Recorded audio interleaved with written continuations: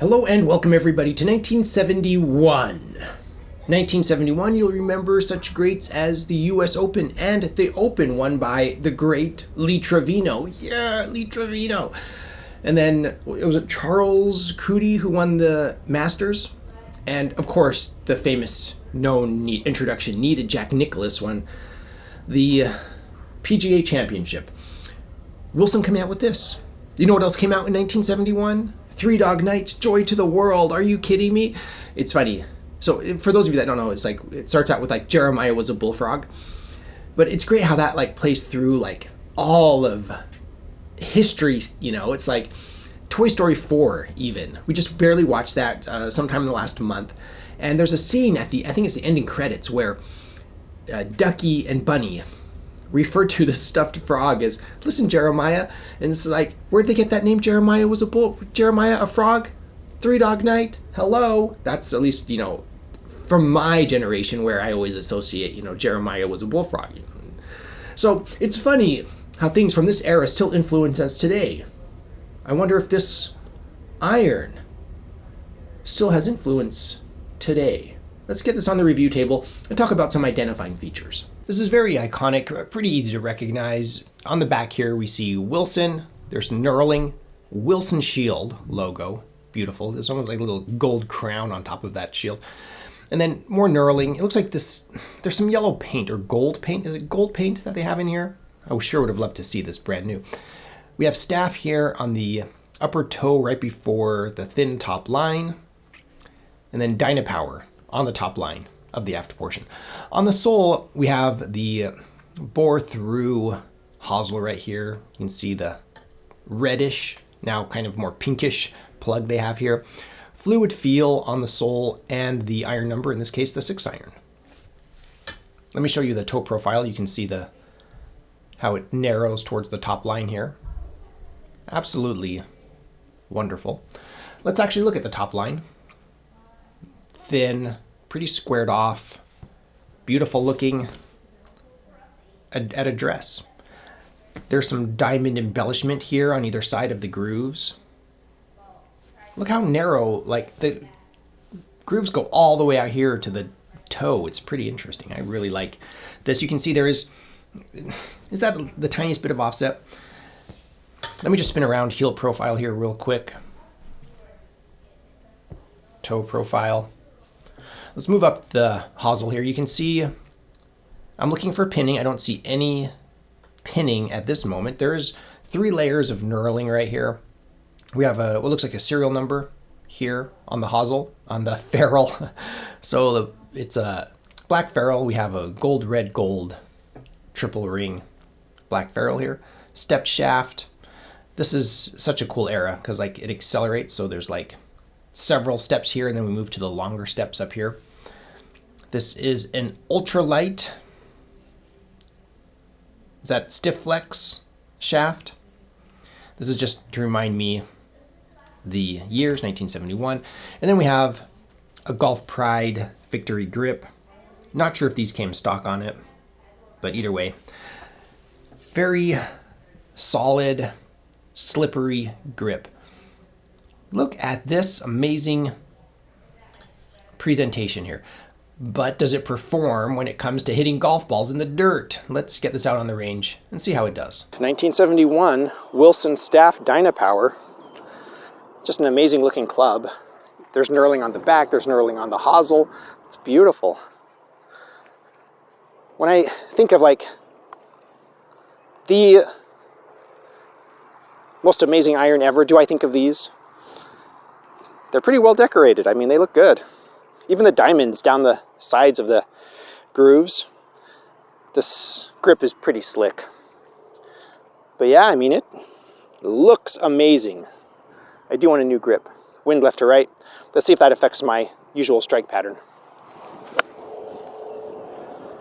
Starting to draw. Oh, held up nice into the wind. Got good distance on that. A little over 160. Probably rolled out to 170. Nice. Nice blade. The top line looks good. There's a little bit of offset, I notice.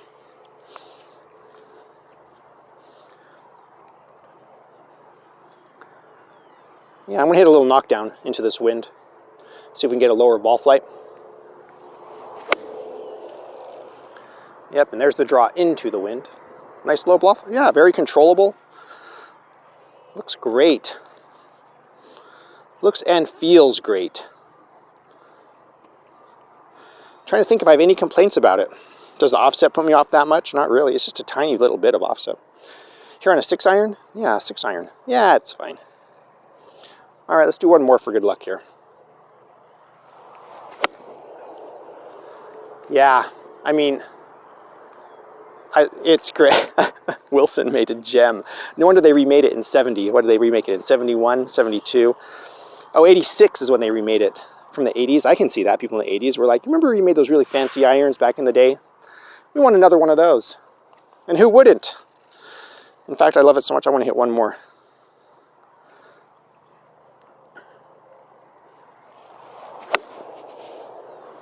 Yeah. Wow. This is butter. Why did we ever... Wilson, why did you ever move on from this? This is great. Let us know your thoughts and memories with this 71 Wilson Staff Dynapower. On the range, this feels very modern. I know I say blades feel all the same, but there are differences between the feel of like a 50s blade and like a modern blade. They just feel more balanced and they feel kind of equally soft, if that makes sense. But this feels more like a 2000s Mizuno or a Titleist blade, like a really quality blade. Not saying the old ones aren't quality, just in the 50s felt different. 60s, most of them felt pretty. Okay, here's a good example. This feels more like a Ben Hogan from the era, from the 70s, than it does like a McGregor from the 60s. That's all I'm trying to say. And I could totally play this, but Wilson, stuff like this got Wilson on the map. Through the 70s, so many pros played Wilson, and through the 80s, so many pros played Wilson irons. It was like the iron company. So very impressed with this. More impressed than I thought I would be. Dynamically phenomenal, all right? Now, this to me, okay, let's talk a little bit about, let's talk about where we're at today. So this is different than like a modern iron. So if you're like, oh, well, should I buy a modern custom set of blades? Or this, if you're a serious golfer, probably the modern set. You remember, lofts are going to be different. They're a little stronger now. Length is different, and it's going to be custom fit to you, and you have to worry about old, grips or rust or things, whatever. I can hear something in the shaft here bouncing around, all right? So there are differences between this and a modern blade. I'm just saying the feel, okay? The sound of it off the face and stuff. So, that said, right now, we've kind of left the plastic era. Do you remember the plastic era where they would just put big plastic inserts into the back of these cavity back irons? And then now we're moving more towards a hollow body era where everything is like hollow body. They look like blades, but there's like foam in there, or they put a tungsten weight in the toe, stuff like that. Now, with this feels very solid. Like exactly what I've expected from blades for a long time. You pick up new blades and their toe can be feel heavy. They just feel balance-wise a little different. It's hard to explain. It's like they pushed all the weights to the side, and so it feels like you're holding like a big club. Like you twist a club like this, close your eyes, and you're just like, wow, that's got to be a ping zing or something. You're like, no, it looks like a ping blade, and there's this big tungsten weight out here, and they fiddle with it. It's just like, this to me feels like a pure blade.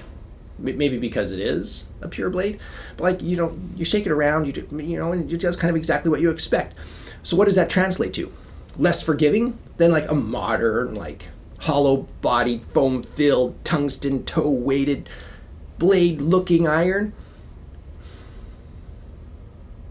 Yeah, it's probably less forgiving.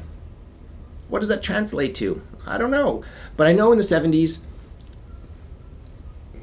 I have a hard time thinking of very many irons that are comparable to this in looks and performance. So for me, this is an absolute yes, I want to build a Wilson set just around this iron.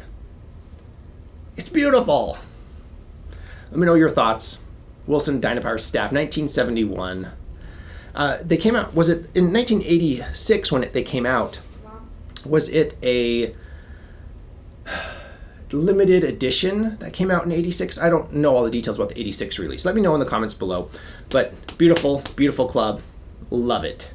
As usual, huge shout out to my patrons. Thank you so much for your support. I really appreciate it. I offer general support over there where I just post a few behind the scenes pictures and updates. And if you want to support my channel in another way, you can visit my Amazon shop. I am an Amazon associate. I make proceeds from qualifying purchases. Check out the golf accessories on my golf shop in the links in the description below. Thank you everybody for watching. I am the Vintage Golfer.